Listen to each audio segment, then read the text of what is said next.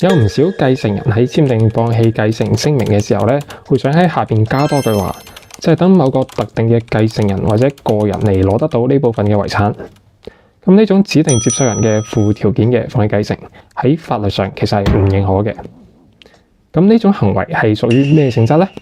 其實答案好明確嘅，呢種唔算係真正嘅放棄繼承權，反而咧會被視為繼承人喺攞得到佢繼承嘅遺產之後咧，對自己嘅份額作出嘅處分。咁呢種指定其他人接收嘅放棄繼承，佢嘅本質其實就係贈與。只要遺產冇被實際嘅分割，或者指定嘅接收人冇真正攞得到呢筆遺產，咁當初嘅繼承人咧，隨時都可以撤銷呢個贈與嘅表示。天津就有咁嘅案例，法官最後係認為案件中嘅附條件嘅放棄繼承聲明書咧，係屬於贈與嘅性質。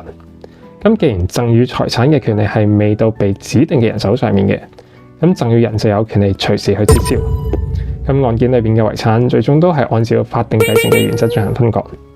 係冇認可到呢個附條件放棄繼承對遺產嘅分配嘅約束力嘅。